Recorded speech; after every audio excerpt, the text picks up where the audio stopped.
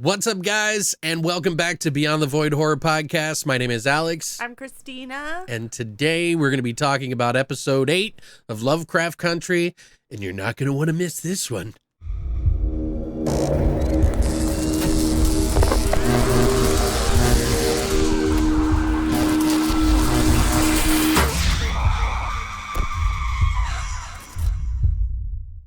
First of all, this is a spoiler discussion. If you do not want anything spoiled, you've come to the wrong place. If you do want things spoiled, you've come to the right place. We're going to try to break down all the different things that are in the show. This was part straightforward, part double meanings and things like that in this episode. So we'll have a little mixture of both. So hopefully we'll try to keep this one a little bit shorter. But this is a good episode, I personally think. What about you? I thought it was a good episode, but the more and more I thought about it, this was kind of a really sad episode. Oh, yeah? Why don't you tell me a mixture. What can we talk about your hair?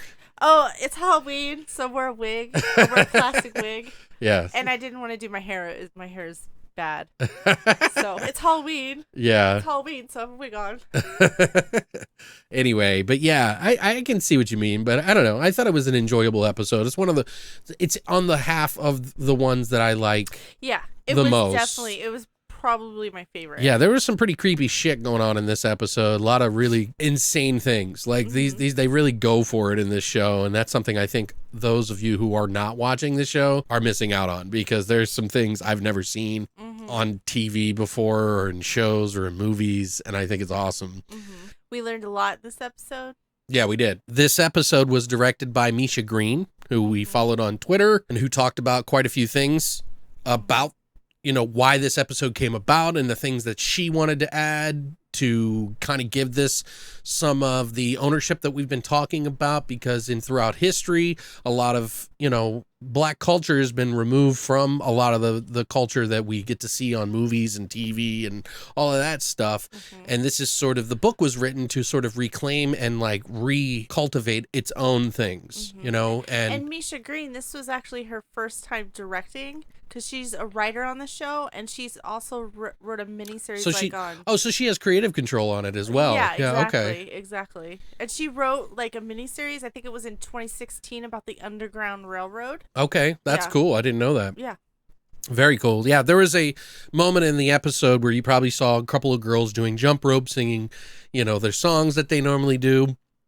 Misha Green was on Twitter saying that this was directly pulled because she loves A Nightmare on Elm Street, and she kind of wanted to make her own version of sort of a character for, Black people, which would be the demon children. Yeah, the twins, which we have a little bit of information on that. I figured we'd talk about this first.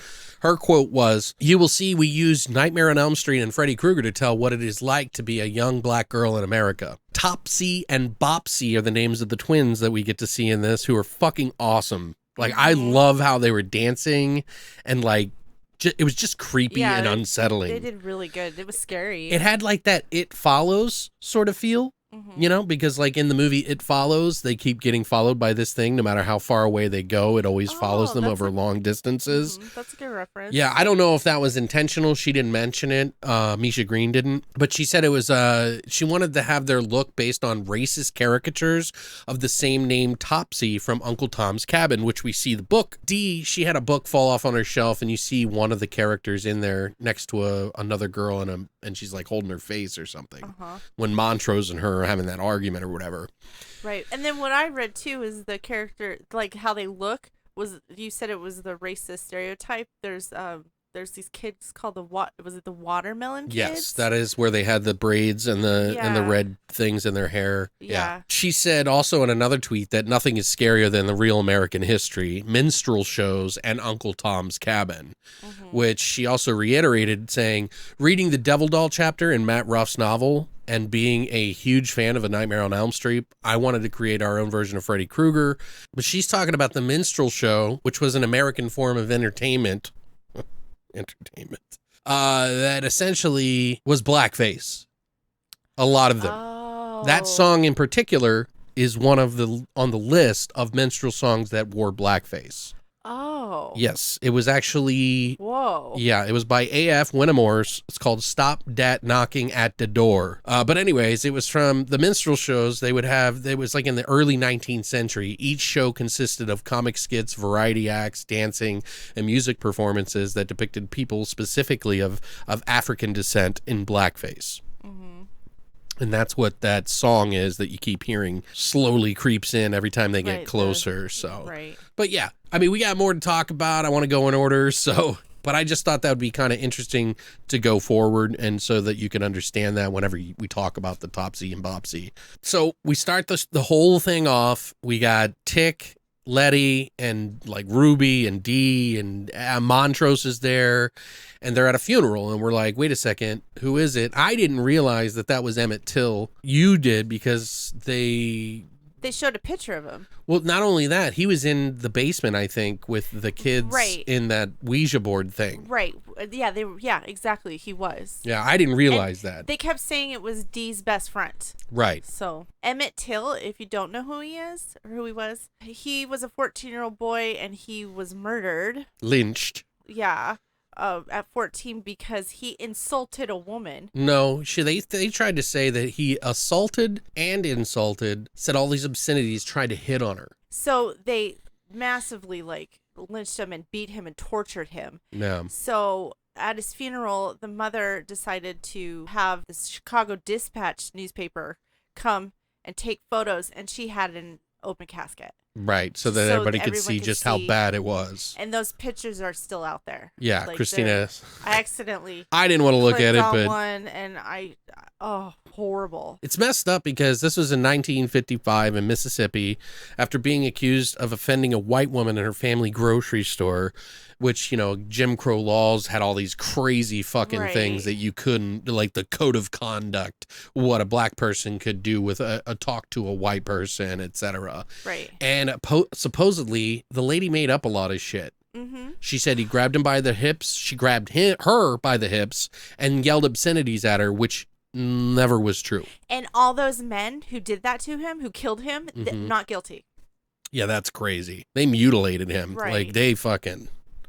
It's terrible. His story has been in other works of storytelling and stuff. One of the more recent ones that I remember was from Tales from the Hood 2. Mm-hmm. They had Emmett Till in that story. It was a story called The Sacrifice, by the way. Not a great example. This is probably the show that we're watching is a better example of that. But this had the story of Emmett Till in it, so I thought I'd mention it. And it was good in this episode because you saw the whole town came together. The whole community came together. The businesses shut down as respect. Yeah. For him, yeah. Right, and there was some things that happens right after because Dee kind of wanders off. She's like, there's people puking coming out of the thing because, one, it's summertime. Two, it was an open casket, so there was a smell. And not only that, there was like how graphic it was, so people were throwing up. She leaves. Dee goes past a ice cream store, and this is something that I'm bringing up because the two girls were eating vanilla ice cream. Jim Crow law stated that black women and men could not eat vanilla ice cream except on Independence Day. That was the law. God. That's so stupid. See, I was mad. I was mad at that scene because I'm like, why isn't that ice cream store closed? All the businesses around it is closed. Right. Why aren't they closed? Well, the thing about that is that a lot lot are saying that that's Topsy and Bopsy. Before she gets the curse. Because then right after that, the cops go after and put the curse on her. Exactly. And they do have pigtails. Have to go back and look. With red. I think you're right though. Yeah. I rewatched it to see. Did you? Just to make sure. And I was like, oh. Mm-hmm. So yeah, then the cops show up. The cops are like fucking roughing her up really bad. They do. Lancaster's there in particular. And he's like, is this your comic book? And it's the book they found next to the dead officer. And he's like, do you know magic? And she's like, on fantasy books? And he's like, puts these marks down by her feet and says a spell and curses her, spits on her fucking head, which is that's where the Topsy Bopsy curse comes from, and follows her, and they leave her be. So what pisses me off is so they notice Dee leave, right? So then everyone kind of takes off to go find her, and like Letty goes home. And then she gets distracted at home, doesn't look for her, and then fucking Tick goes off. Right, with everything that's happening, don't you think? And no, he goes and meets with Christina. I know. And then fucking well, Ruby technically they are looking goes to for Williams. her. But yeah, when she bumps into Letty that one time, which we'll talk about here in a little bit, right? I was like, I'm just saying, like, I was like, that is a little weird, loose logic. Montrose found her, and then they had a little tiff, and then he was just like, fuck it. Like, it's like nobody cares about this kid. Yeah, I know. See, that was a sad thing. Another sad thing about the episode. Letty, though, this is where we get to meet Gia again because she shows up, which we predicted. Gia's in the front door. They have this really cool shot where she's sitting by the front and then Letty's like in the dining room. That was cool. And they both stand up and look at each other and they kind of immediately know what has happened. Like, and it's like, who loves who more, And of course, at this time, Tick is off talking to Christina about her having him learn a spell for protection of some sort in exchange for the key, the Hiram's key that basically unlocks the time machine thing. Well, not just a time machine; it's a portal door or whatever thing. That's why I said yeah. But which thing. We were right. We were right about one thing, and we'll talk about that in a little bit. We were a little off, but we were a little right too. Right. So yeah, he talks to Christina and he makes the trade for the symbol and then the words that she's got to say for the protection spell. Then of course Dee is upset and that's when Montrose and her have that argument. She goes running to her room, turns on the music, and then the book falls off the shelf, which is Uncle Tom's Cabin, and it's got one of the Topsy Bopsy girls on the fucking cover. That book's important. That's a real book. Right. That book was written right before the Civil War by Harriet Stowe. And they actually Harriet Beecher Stowe. Oh, Beecher Stowe. Sorry. And it actually laid the groundwork for the Civil War. We're talking number 2 selling book. And at this time, the only other book that would beat that was the Bible. Right. So that's how big this was. And you can get that book at your library. But that's how big that book was. And so you kind of get an idea of exactly why, if you can imagine how big the Bible was back then. Not now. It's not a top seller now, that's for sure. But anyway, she escapes out the window. She puts on her, baseball cap and chucks and goes out and is like kind of running away while Ruby and Christina are fucking. This is, of course, the same day that everything happened to Emmett Till. So she's upset, supposedly. The neighbor was giving her shit, right? Yeah, because she was trying to get into the house. Right. And he's like, are you the maid? Yeah. Are you the maid? Who are you? And she yelled at him. She's like, good I'm not the fucking maid. Good. I'm glad fuck you. Yeah, but in a way, they kind of paint her a different way because William and her have this scene where they have sex and she talks about how she's not going, essentially she takes the potion to be a white woman because they have a big conversation after they have sex, but I want to explain the sex scene in a way because how they do the blood and guts and everything falling off while they're fucking is crazy. Those effects, I don't know what it is. Even when she was changing, she was looking in the mirror and she was going from Ruby to... Yeah, we never saw it the reverse way either. Right. So that was the first time we got to see her become a white woman rather than deteriorate into... So it was like this significant thing. But they have an orgasm or whatever, and she gets into an argument with William about this kid just got barbed wire put around his fucking neck and thrown in the fucking water and blah, blah, blah, blah, and his body was bloated. And do you have any feelings towards that whatsoever? Christina she's talking to because Christina has changed to herself now. She goes off on her, Christina, about not caring. And she's like, don't give me that shit. Right. She's like, you fucking came over here to take the potion and did it on the same day that the same shit is happening and don't tell me. She's like, so no, I don't care and neither do you. Right. Which is kind of like, ooh. Yeah, it was like, it was like, oh, ouch. She is pretty much out for herself in this whole thing. Supposedly in the book, she's super addicted to this potion, by the way, like a drug addict. So I guess this is kind of showing that fray there. Yeah, she's not looking for D. Right. Back to the transformation really quick. Why did she take a bath before she transformed? Because you would and think, then you get muck all over the place. Yeah, it's this mess. Transforming is a mess, but you take a bath before. You're getting white bitch all over the fucking bed. What the fuck are you doing here? I love how like they showed that piece of her eye, like her face it was like half of her face. Mm-hmm. It was good. Yeah, that was. I mean, you could some tell, like really cool you could effects. tell it was CGI, but I mean, guess like I feel like it's a little bit of both. Oh yeah, it might be. I don't know. Like it's so good. I don't know. Whoever came up with the technology to make that happen is fucking awesome. So I've never seen anything like that. We find out, of course, Tick goes back to the house and he sees the shoes on the front porch, and instantly Christina knew. I was like, yeah, it's a Korean culture. Well, it's disrespectful to go into a house with your shoes on. Right. Well, you eat on the floor, you sleep on the floor. So yeah, having your shoes would be pretty gross. Mm-hmm. So, but yeah, he realizes she's there and he's like, oh, fuck.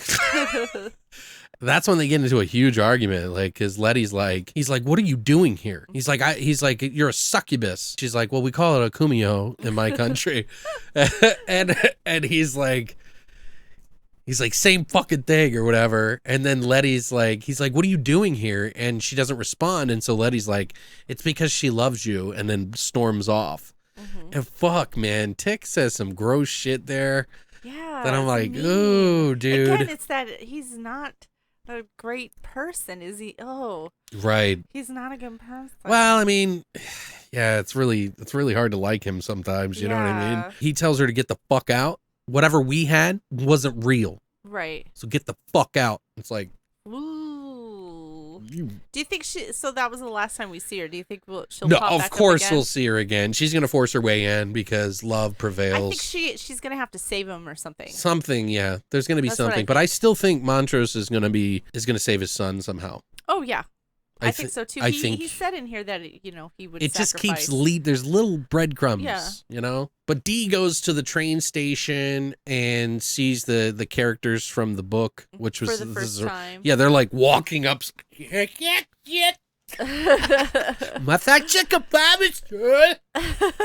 Which is creepy as fuck. And she's like, "Hey guys, do you see this weird shit?" And they're like, "What are you doing? Don't bump into me." Man, the dancing and shit. Oh, that's just so creepy. But she runs away, and that's when Tick, of course, because they cut it back and forth while all this is happening. That was when Ruby had the argument with Christina. Right. Do you actually feel anything for that little boy at all? Then Dee bumps into Letty, still being chased by the twin fucking Topsy Bopsy twins or whatever. And they did the Nightmare on Elm Street nod. That's where they had it was three girls jumping rope. With the knock knock song, which Christina called off the bat. It was like exact. But it definitely was. Yeah. Anyway, so Dee runs into Letty, and what the fuck? Again, Letty was just like, "What's wrong with you?" She's like, "Oh, hey, I got more important shit to do. Glad you're back. Yeah. Go in the house. Go get some water in the house." Yeah. Like totally blowing Dee off. Poor Dee. Why does everybody have such a communication issue? Yeah, like everyone has secrets. Nobody's being open about anything, right? Where all of this could have been avoided if they would have just fucking said something, and they would tell Dee about her mom and where she is. Because then Dee finds Woody, the car. Parked outside. Yeah, in the backyard of Letty's house. Yeah. So she's fucking pissed. She takes the bike and hightails it out of there. Mm-hmm. And then Tick has a conversation with Montrose because he's all fucking, him and Letty had this huge argument. She hasn't told him that she's pregnant yet. But he knows. Because he has this conversation with Montrose, who's drinking on the street, and he tells Tick he never did anything until after his mom passed. So he's like, look, I had respect for her. Mm-hmm. We were together because we wanted a family. Yeah. And that was our love bond. Mm-hmm. It wasn't sexual, and I had, interests in other men, but I never acted on them. And so Montrose and him have this talk when a blackout happens all of a sudden, and he tells Montrose he knows Letty is pregnant, but she hasn't told him yet. And he's like, I went to the future. I'm not the only one. He pulled out the book. Yeah. He found in the last episode in the portal. And I was like, yes, I fucking knew it. Yeah. And George wasn't the George we know. It was his son. Right. He named his son George, or they named him George Freeman. Yeah. After George Freeman. So is George Freeman, the original George Freeman that we know, going to come back now? Fuck. I don't know. I feel like he is. He's got to, man. He's going to come back with Hippolyta. Well, that's what I'm saying. Hippolyta, if we don't, we're going to see her by the end of the episode, and she's got to be with him. Oh, yeah. Right? I don't know. I'm so confused. I don't know. But he went to the future. We're both of us really excited about that because that was like a right on the nose prediction. I mean, it's not that. And we were surprised. We were surprised. Yeah, we were cheering. When he flips the book over and you see it's his son, we were both like, oh. Yeah, that's what it was. Oh, shit. Well, then Letty was in the church. That's where I was praying. going, yeah. So Letty was in the church praying, and Christina walks in. Oh, I didn't know you believed in God. And then she was like, oh, well, when you die and come back, you see stuff that you haven't seen before. Right. And you explain things. Yeah, because Letty took pictures of the pages, and she knows she has the negatives to the pages. And so now Christina has not only the key, but she also has the negatives for the pages or whatever. And she's like, I'm only going to give you these if you promise to protect Tick. And she's like, oh, no, I'm not going to do that. Oh, I wonder why. I'll do it for you. I wonder why she's not going to Right, because she's got to use them. Yeah. Because Montrose mentioned that to Tick later, I think, when they talk about it. So Letty she's like, wait, okay, if you'll protect me, and my baby, I'll give you this stuff. Meanwhile, we know that Tick has already gotten a protection spell. We don't know what protection spell. Tick is talking to Montrose about the book and doing this ritual, and he needs his help. He said everything in the story is pretty much the same, except they've changed things around, which is funny because it's a nod to the real book, which they've done in this show, where they've changed things around. How like Dee is a girl and a boy in the book, and etc. So it's kind of like a weird nod to that. And then he also tells Montrose that when he went into the portal, it was almost immediate that he came back. So he got pushed back by a woman with a robotic arm. Oh, that's right. Yeah. Who gave him the book as soon as he entered the portal and left.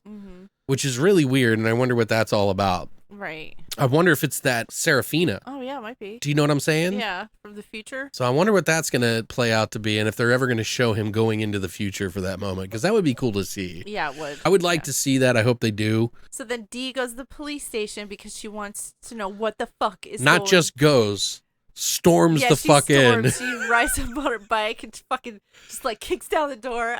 Dude, I was like, holy shit, Dee, calm down. Well, she was pissed. The first thing she said was, "Where's my mom?" She said, "Is my mother fucking dead?" Yeah. And Lancaster's probably. I don't know, yeah. She's like, "What happens if they get me then?" He's like, "Oh, I can remove the spell, but you have to do something for me first. You have to get me that globe thing, I think it was. Was it the globe?" Yeah, the planetarium. From the house, and she spits on him, dude. I was like, woo, fuck, dude. And then he's just like, the other guy's like, oh, you want me to go after her? Oh, she's dead anyway. Not just does she spit on him, though. She goes, no, fuck you. Yeah. I'm like, holy shit, dude. Like, what is she going to do? Like, what's going to happen? I guess she's just not scared because she knows she's going to die. Right. She's like, I'm going to die anyway, so I'm not going to help you. She's just sick of it. Nobody's telling her what's going on. Well, Lancaster lets her walk on it, though, which was a little surprising. You would think that he would have hit her or something. He's like, she's already dead anyway. They have that speech, you said, from, what was it, Naomi Walder? Yeah, she was... Wadler? Yeah, an 11-year-old. It was a march from 2018. It was the March for Our Lives. Right. I think after the school shooting. It was 2018 after the school shooting. If you look up the speech, it's actually really good. She talks about, how black women nobody watches out for them. But yeah, that was interesting. They kind of went forward. Tick and Montrose then try to do their spell, but he's like, did you feel anything? Yeah, that was funny. He's like, shit didn't work. It's like, fuck, we got to do something else. She tricked you. But that's not necessarily true, and we'll talk about that here in a little bit. This is the weirdest part in the episode. Yeah. This is kind of like... Man, this throws your emotions all over the place, because in the story they talk about the Emmett Till being lynched with barbed wire, beaten the shit, and in real life he got shot in the head and thrown in the water and left for dead and lynched. But I didn't read about the razor wire, that they choked him with razor wire. But that must be true. Yeah, I think it is. Christina hires two fucking random dudes to do the same thing that happened to Emmett Till, pretty much. Yeah, it was weird. It was really weird. And she gets killed. She does a spell before he does it. Right. She utters the spell, which is the immortality spell that she uses for healing as well. Right, the protection thing, yeah. It's the one with the devil horns or whatever. Mm-hmm. I don't know what it was, but yeah. And then they beat the shit out of her, and she really feels it. You know she does. Mm-hmm. But I'm like thinking to myself, why? Why is she doing that? It must have been the conversation that she had with Ruby. So she really loves her and she wants to know what it feels like. Right. Because she feels like she's incapable of feeling or understanding it. Right. Is she a sociopath? Yeah. Misha Green, who directed this episode and helped write it, she stated that someone had asked her, you know, do you feel like she was laughing or upset or crying? Crying. Was she laughing or crying when she came out of the water? Right. And she said both. Uh-huh. Because isn't that Christina's character after all? Right. And I'm like, damn, dude. Right. It's kind of fucked up. Yeah, it is. But yeah, she comes up out of the water perfectly fine when that happens, and that's the both laughing and crying kind of thing. So Ruby has a talk with Letty, and this is where she drops it. She's like, I'm pregnant, I haven't told Tick yet. And then Ruby confesses everything about Christina and everything. What's going on. She's been with Christina. She's like, oh yeah, I know magic. Yeah. I know a lot about magic, actually. So don't act like you know everything. And she even tells her that she's been changing into a white woman because she's been taking the potion, like everything. And she's like, she's like, why the fuck are you trusting Christina? That girl has been telling me to do all kinds of fucked up things. Right. So it's like, oh, shit. And then there's a knock on the door. That part, yes. This is where it gets wild. Yeah, this is when shit starts to get crazy.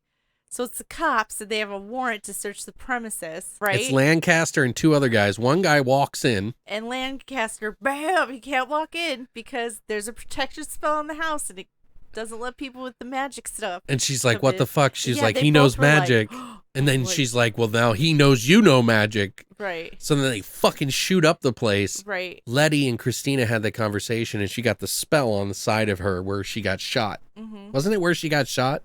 I think so, yeah. So she already had the spell? Is that what happened? I don't know. Because it was literally on the spot where she got shot. She was like, but she already had the spell. Maybe it only works.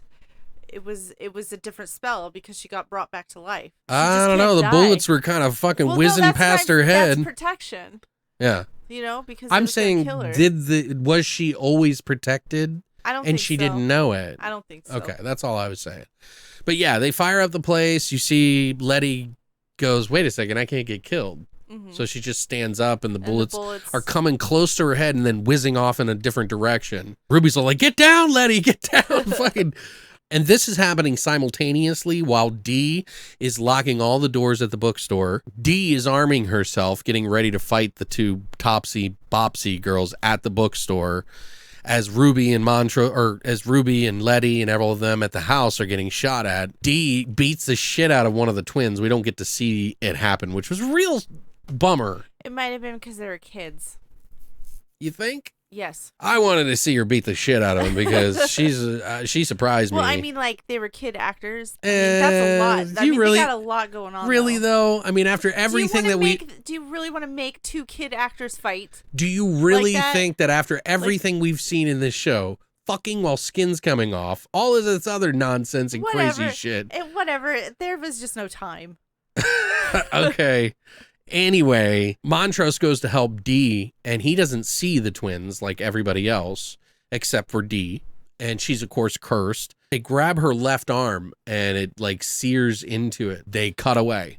Mm-hmm. So she's bleeding, and Montrose is holding her, and Montrose can't see anything but her bleeding. I thought that was a cool shot. That was interesting. So, obviously, we're going to know more next episode what happened with that whole situation. But then Tick shows up at the house. Outside. And was just like, what the fuck? And the cops point their fucking gun at him and fire. And Letty's like, no! And runs out. And out of nowhere, fucking Shoggoth comes up out of the ground and fucking starts ripping everyone apart. Like everyone. Even Lancaster gets his arm ripped off and then him thrown. I wonder if he's still alive. I think he's still alive because remember his body was like sewn together.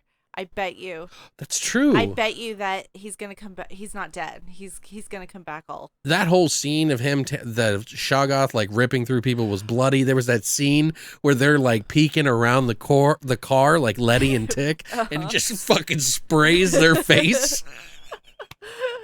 There's kind of some funny levity there in that situation. I mean, I was screaming. I was like, yeah! And then finally, after it kills all the cops, it charges. It rises up and starts charging them. And what did he do? He just put his hand up, and because he was scared, and it just kind of nuzzles its face on his hand. And Letty's like, well, I guess the spell worked. End of episode. It's like, damn, dude. It was good. Yeah. Dude, that was pretty cool. Like, there was so many different moving parts now, so we're really getting to the end, and there's going to be the next 2 episodes are going to be showdown after showdown, right? Because like, there's too much shit going on. A Shoggoth just killed off the entire police force, some of which who were not even magic people. Mm-hmm. You know what I mean? Because obviously that one guy walked in, so right. You can't kill like 27 cops and just expect fucking nothing to come of it. Right. So the lid's blown off. We're going to see some really crazy shit here, I think. I'm excited. Yeah, I'm excited too. Do you have any predictions as to what's going to happen? No, just that... Or what the topsy bopsy thing's going to happen with Dee maybe? How's Letty going to appear? I have no idea. Yeah, I mean, this is a pretty, yeah.